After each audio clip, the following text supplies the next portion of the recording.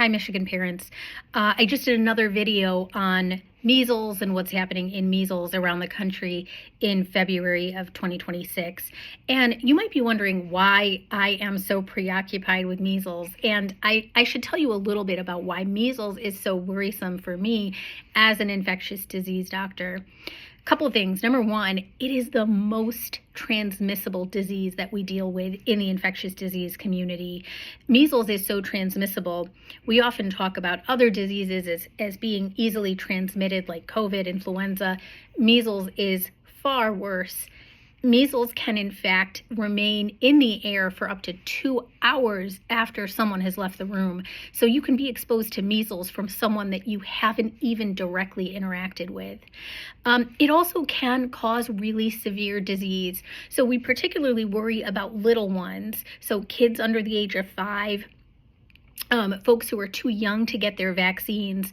Most older adults have some sort of immunity because measles was so prevalent before the vaccine became available.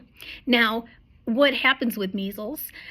You're contagious for about 4 days before you even develop the telltale rash that people think of with measles. And you can start with fever, sometimes as high as 105, cough, runny nose, red watery eyes.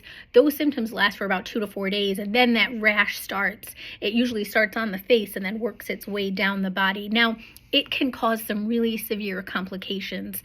I think a lot of people have heard about measles causing pneumonia. It can also cause brain inflammation. So about 1 in 1,000 cases causes what we call encephalitis. And death can occur in about 1 to 3 cases out of 1,000. So really can be very severe. The other thing that we worry about with measles is that it can actually suppress your immune system. So you can be vulnerable to other infectious diseases out there, and it can suppress your immune system long after you've had it. Sometimes for months to even a year after you've had measles, you're vulnerable to other infections.